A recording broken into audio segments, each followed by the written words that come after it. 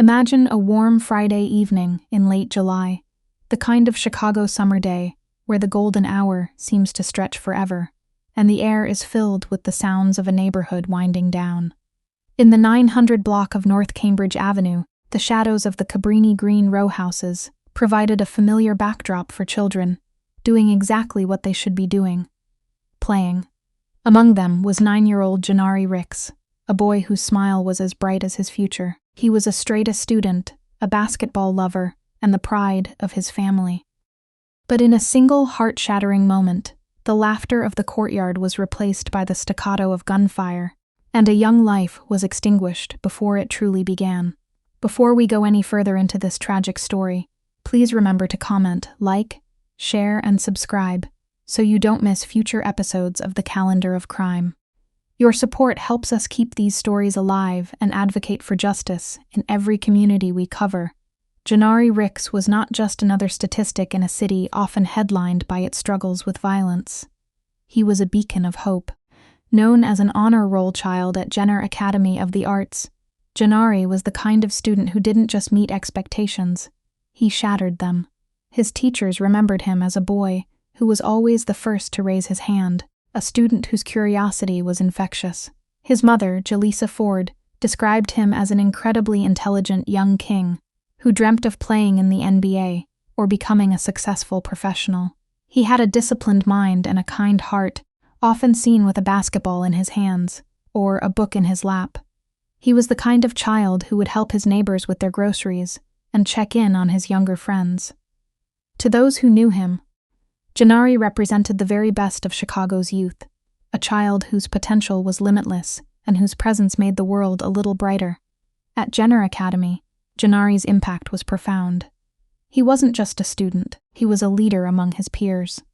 The school, located just blocks from where he lived, was a sanctuary for him, a place where his academic talents were nurtured and celebrated. He excelled in mathematics and science, subjects that often challenge even the most dedicated students. But for Janari, they were puzzles to be solved. His dream of the NBA wasn't just a fantasy. He approached the game with the same analytical mind he brought to his studies, studying plays, and practicing his shot with a dedication that was rare for a 9-year-old. He believed that through hard work and education, he could build a life that would make his family and his city proud. The setting of this tragedy, the near North Side's Cabrini-Green neighborhood, carries a complex history. Once a sprawling public housing project, by 2020, only the low-rise rowhouses remained, standing as a testament to a community that had seen decades of change. On July 31st, around 6:45 p.m., the courtyard behind these rowhouses was a hub of activity. It was a place where families gathered, and children felt safe under the watchful eyes of their neighbors. Janari was there with his friends, enjoying the last few hours of daylight, completely unaware that a shadow was approaching from the nearby alleyway. While Janari and his friends played, a 39-year-old man named Darrell Johnson was allegedly hunting. Prosecutors would later describe a chilling scene that unfolded in the minutes leading up to the shooting. Johnson, fueled by a long-standing feud between two families that spanned nearly 50 years, was looking for a specific target. This wasn't a sudden burst of anger. It was a calculated search. Witnesses described seeing Johnson in the area earlier that day, his demeanor tense and his intentions clear to those who knew the history of the conflict. He wasn't looking for a child. He was looking for a rival, someone he believed had wronged his family in a cycle of retaliation that seemed to have no end. Armed with a handgun and a heart full of misplaced vengeance, Johnson crept through the alley adjacent to the 900 block of North Cambridge. This alleyway, a familiar shortcut for residents, became a corridor of death that evening. Johnson moved with a lethal purpose, checking corners and peering through fences. He wasn't part of the neighborhood's joy that evening. He was a predator waiting for a moment to strike. The feud that drove him was one of those tragic neighborhood legacies, a conflict that had been passed down through generations until the original cause was almost forgotten, leaving only the bitterness behind. For Johnson, this was about honor and respect, concepts he had twisted into a justification for murder. The silence of the evening was shattered when Johnson stepped into view and opened fire. He didn't aim with precision. He sprayed bullets toward his intended target, but his target wasn't the only one in the line of fire. Janari Ricks, who was simply in the wrong place, at the wrong time, felt the searing pain of a bullet entering his back. As the shooter fled back into the maze of alleys, the courtyard erupted in chaos. Janari collapsed onto the pavement he had been playing on just seconds before, his friends and neighbors rushing to his side in a desperate attempt to help. The scene that followed was one of pure desperation. Neighbors and family members scrambled to provide first aid while waiting for emergency services to arrive. When the paramedics finally reached the courtyard, they found a young boy fighting for his life. Janari was rushed to Lurie Children's Hospital, where doctors and nurses worked tirelessly to stabilize him. For nearly an hour, his family waited in an agonizing limbo, praying for a miracle that wouldn't come. At approximately 7:30 p.m., the news that no parent should ever have to hear was delivered. Janari Ricks was gone. The shock of Janari's death sent ripples far beyond the North Side. Chicago was a city used to headlines about violence, but the death of a 9-year-old honor student while playing outside felt like a breaking point. Community leaders, activists, and ordinary citizens gathered to mourn, their grief mixed with a burning demand for justice. The police, under immense pressure to find the killer of a child, launched an intensive investigation. They knew that in a neighborhood like this, someone had seen something, and they needed those witnesses to step forward. Justice began to move quickly when surveillance footage from 2 different cameras was recovered.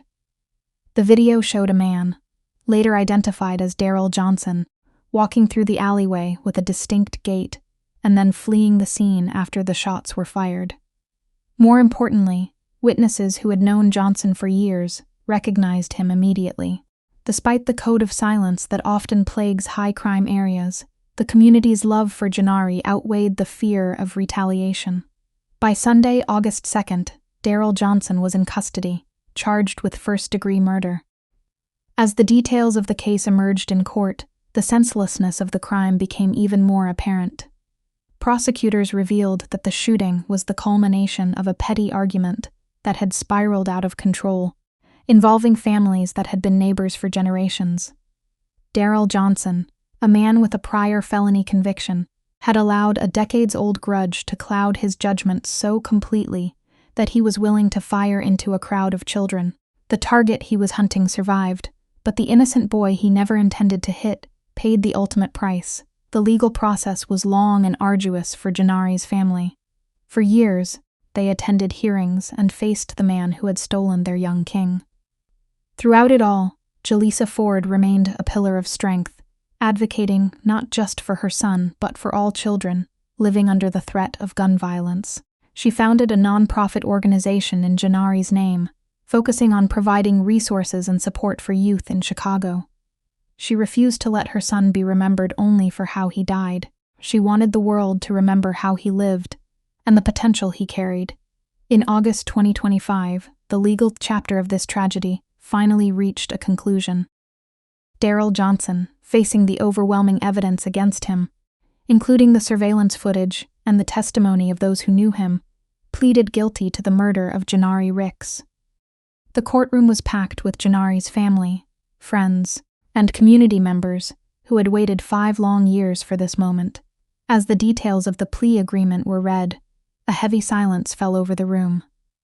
Johnson, who had once been a figure of fear in the neighborhood, now stood before the court as a man whose actions had achieved nothing but pain and his own incarceration. A judge sentenced him to 25 years in prison, a sentence that reflected the gravity of taking a child's life, but also the complexities of a plea deal. During the sentencing, the judge spoke directly to Johnson, condemning the senseless cycle of violence that had led to Janari's death. The judge noted that no amount of time in prison could ever compensate for the loss of a child who had so much to offer the world. While the sentence provided a sense of legal closure, it could never fill the void left in the Ricks household. In the courtroom, the pain was palpable as family members gave victim impact statements, speaking of the birthdays, graduations, and basketball games that would never happen. They spoke of a young king whose crown had been stolen, and a mother whose life had been permanently altered by a single bullet. 25 years was a number on a page, a period of time that would eventually end for Johnson, but for Janari's mother, the life sentence of grief had only just begun.